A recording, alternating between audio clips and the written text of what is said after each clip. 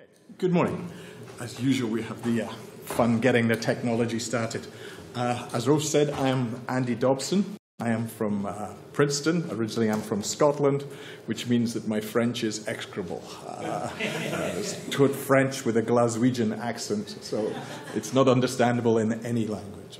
So I hope you will forgive me if I speak in English. You wouldn't forgive me if I spoke in French. What I am going to talk about is a little bit background of some ideas we've been working on for the last few years, and then move that towards what we're going to be working on while we're at IMéRA. And by we, I very much sort of say Mercedes and myself and Ralph will all be involved in this. Essentially, as the menu, what I'm briefly going to talk about is the main problem, probably one of the biggest problems in the world today, which is the conversion of natural habitats into agricultural land, into industrial land, and the fragmentation that causes to natural habitats. I'm going to explain why this economic-driven major benefit is actually probably a long-term problem. And then I'll talk about some simple models for that, and then gradually add in more details about how we look initially at how habitat loss might affect the dynamics of pathogens. Because as we change the natural world, we change the opportunities for pathogens, and they're very good at finding new opportunities. We'll then talk about how we could integrate that into a framework that looks at land use conversion, the economics and cost benefits of that, and how that affects poverty, particularly in rural areas. And then what happens if we also include in infectious diseases and possibly biodiversity, which is a very tall agenda. So what is the simplest way we could do this? So lots of what we will talk about will be phenomenological and essentially asking the question of how much detail do we need. Now, just to give you an idea of the scale of the problem, this is a movie that starts off when my career roughly started. This is what the Amazon looked like back in 1976. And we'll go forward in time, and you can see economic development, putting roads in, roads coming off those roads, and the forest is gradually disappeared. It converts into agriculture, and we're left with a mosaic of tiny little patches of forest and lots of patches of agriculture. From one economic perspective, that's good because it's creating food for people to eat, gold to drive the international markets. From all the non-voting species, it's not such good news because the natural habitats are disappearing. It's also, from a climate change perspective, not a good thing because destroying the rainforests both puts lots of carbon up in the atmosphere, which heats the atmosphere up. It also removes the major buffer, trees and vegetation, for sucking CO2, carbon dioxide, back out of the atmosphere. So everything we do thinking about habitat loss is intimately coupled to what's happening in the atmosphere and how quickly those problems will magnify themselves. So how can we make models for this? How can we build all these two things in? And what can we do in terms of how this might affect long-term economic and environmental costs of economic decisions that people make in the short term? And that's very much what we're trying to work on while we're here, particularly trying to put what I'm going to talk about in the focus of the Sustainable Development Goals for 2030. These goals we hope to achieve to eradicate poverty and make the world a better place, but how much thought has gone into the dynamics of these processes, and particularly these short-term decisions that people make that have very long-term consequences when aggregated up across lots of people. Now, we can really simplify it in the way that the sort of classic boxes and arrows of outrageous system theory by just dividing what goes on in the natural world initially into three boxes. Pristine habitat, which we would think of as forest. It's converted by people into agricultural land. Agricultural land traditionally in the Amazon only lasts for 2 or 3 years before you abandon it and go and find another patch, similarly in Southeast Asia, similarly in Africa. It's then degraded land, mainly because it's been overtaken by weeds or most of the nutrients in the soil's been removed. It slowly recovers and returns to becoming natural land again. So the simplest model we could write down would have that sort of form. Increasingly what happens is the agricultural land very much happens in New Jersey. The best agricultural land in the east of the US gets converted into urban areas, shopping malls, still golf courses, and therefore it's useless for agriculture, but people go and live on it, but they still require agriculture to feed off those lands. And so we have cities emerging from agricultural land, which in some ways is a different form of degraded land because it never returns to pristine habitat.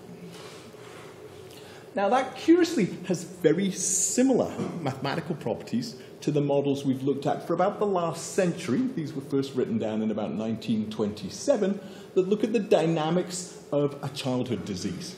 This would be exactly the boxes and arrows you would write down for measles. You have a population of susceptible people who become infected, usually when they go to school and meet kids with measles. They have measles for a couple of weeks. They then recover, and they're immune for life. You could also, in the case of measles, vaccinate people, and they would enter into the recovered case, and then we think they're immune for life. And the way to stop measles is, of course, to vaccinate as many kids as possible. Now, that's exactly the same mathematical model as what goes on in my landscape. Forest is essentially susceptible landscape. Humans are added to it, infecting it and converting it to agriculture. And then, if they abandon that land, it's similar to the resistance class and returns eventually to become susceptible. And most viral diseases have some form of dynamic properties like that. That's nice because we really understand the properties of those equations.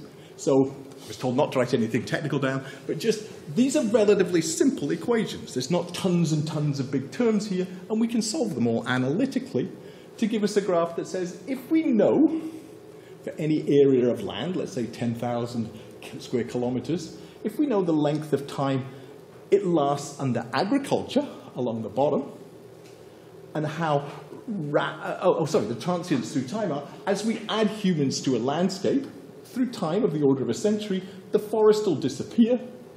We'll have agricultural land that degrades, it becomes degraded land, and we'll have a human population that's sustained on that land. But notice we have a problem. The time we have peak agricultural land often precedes the time we have peak humans. And that's going to cause lots of problems in the long term because hungry people tend to do cranky things. Now, we see that pattern if we go and look at the Philippines. We see it if we go and look at Puerto Rico. We see it in different regions of the US. This gradual change across the landscape that occurs at different rates. In Europe, it occurred very, very slowly. As we've developed better tools for chopping down the forest, and there are more of us, it occurs more quickly.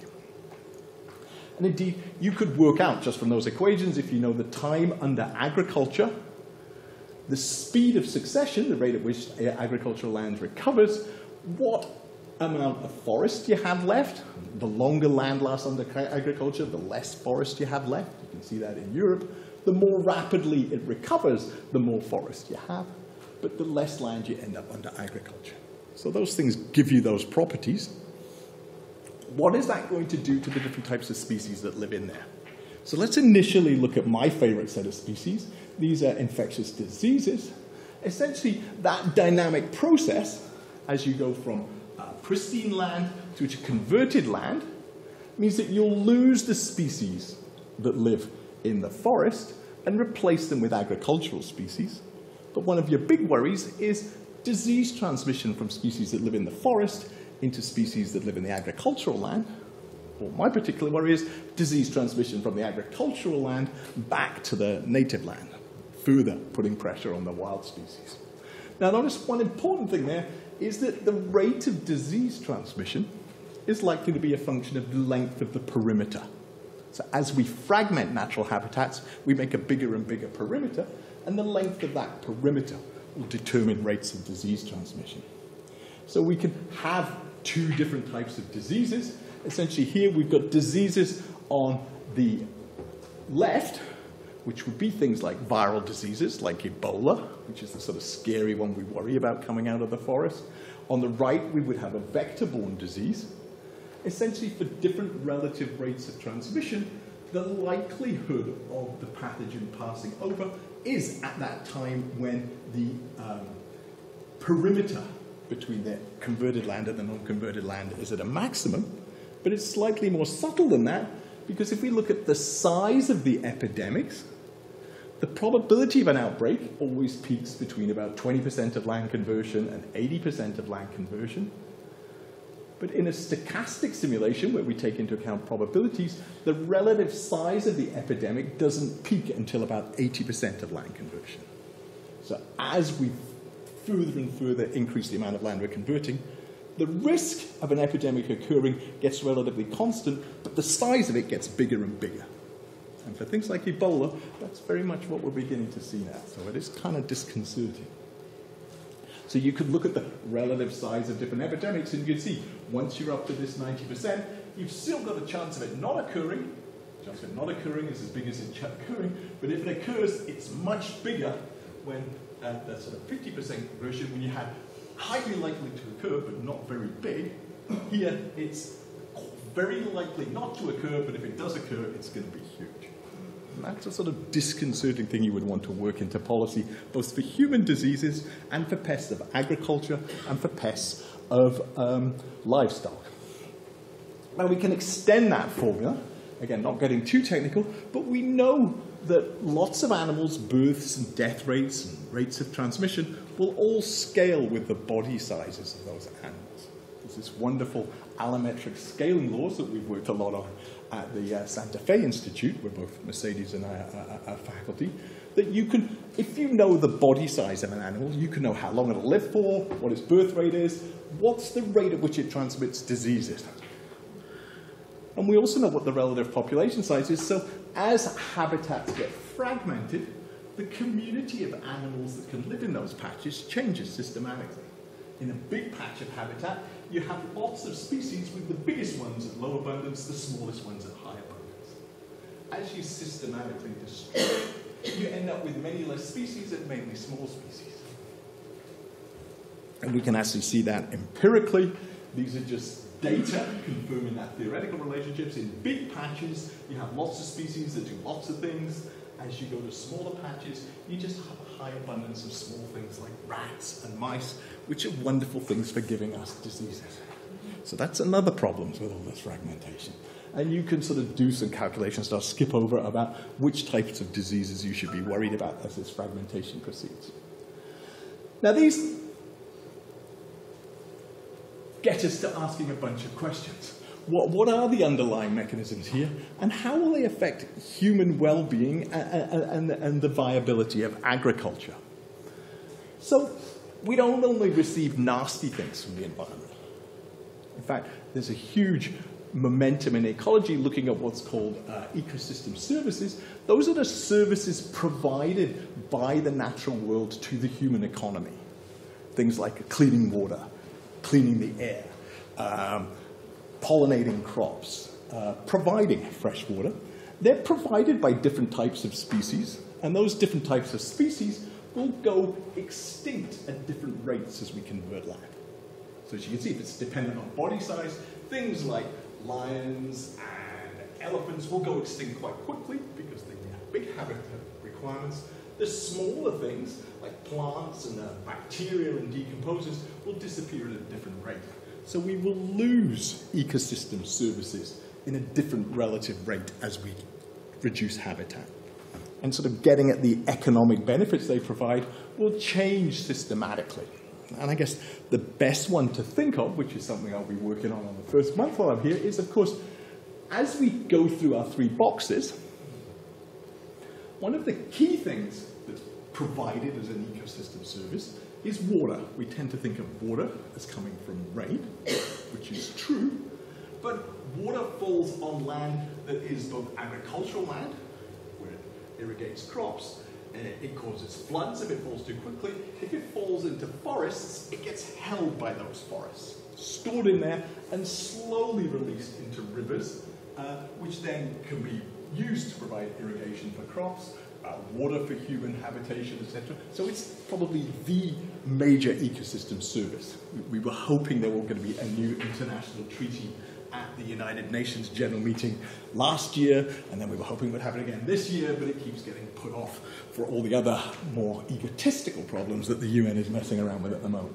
Never mind, so if we think about water, we also find that, of course, food is massively dependent on water. You cannot grow crops, you cannot have domestic livestock, unless you have a viable source of water. To provide water, you need large amounts of forest. So what is going to happen through time, going back to our box house, as we degrade our forest and create agricultural land, biodiversity will obviously decline in the patches and forests. But let's think of what happens with water. Because water, if it's dependent on forests to provide water, and that's very much the case in the Amazon and many other parts of the world, initially, as you produce agricultural land, your agricultural productivity will go up. Because you've still got lots of forest, you've got an increasing amount of agricultural land, so you'll get some scaling up efficiencies. But through time, as you lose forest, you've got less and less land to provide water for more and more agricultural land. And what will eventually happen is you'll get a collapse, a non-linear threshold in the way in which you're producing food because you haven't left enough forest to provide the water. And this is an interesting aside here, the little dots I've added on, what's likely to happen under climate change? Under climate change, we know rainfall patterns will change. They may get better in some areas, they may get worse. They may cause agricultural land to degrade faster under climate change and give us more degraded land. But depending on what happens to water, the threshold when we suddenly go from good agricultural productivity to a collapse in agricultural productivity will be completely dependent on how much forest is left. So if you want an argument for conserving forest, I would say humans' massive dependence on water, and we all need 2 liters of water a day to survive, is going to be a vital argument we make. And accidentally, by preserving forest, we'll preserve a lot of biodiversity. So we can purely selfishly conserve biodiversity by conserving forests. Now, the final things we've been doing is to say, let's make our lives more complicated. Let's add humans into these equations, and let's do the economics of making humans make decisions in these models depending on how they feel about it. Do they need land for forests? Do they need land for agriculture? How much do they appreciate it? Whether that land is valuable as forest, whether it's valuable as agricultural land, and try and put in economic decision-making into the way humans react, and put it in ways that impact the human demography. And we've been doing some initial sets of those. Again, we have the scary bits of equations, but again, it's not lots of equations. And it's a framework we can modify, hopefully in life, with discussions with people here. Again, the key things are tying the rate at which you convert agricultural land into income, and how that in turn feeds back to the rate at which you're converting land, and how that rate of income affects decisions you make about your birth rate and your death rate, particularly in the presence of infectious diseases. And when you do that, just some work we've been doing with people from Sissing, you can show that through time, these models hugely have a tendency to be like that water model. They can suddenly shift between 2 different states. You can have people living at relatively low abundance with lots of natural forest left and relatively high incomes, or for small changes in parameters or small changes in the decisions, you can have no forest land, lots of degraded land, and people dying in poverty. And how do we get at the economic decisions that cause us to flip between those 2 states? And that's very much what we want to be working on in the next year while we're here, because it creates 2 alternative futures, one of which is lots of people living in poverty, which is what the Sustainable Development Goals seek to resist happening, and another one, less people living in much better circumstances. And how we can put that in a mathematical, economic framework that allows us to address the Sustainable Development Goals is very much what we want to work on. So we have developed a framework to doing that, and we're happy to talk with any of you about it. I'll skip through all this. Just to say I'm really looking forward to being here, having many interesting conversations with you. I don't only work on these gloom and doomy things. I also do quite a lot of work on elephants and wolves, so I'm happy to talk about that as well. Thank you so much for inviting me. Thank you.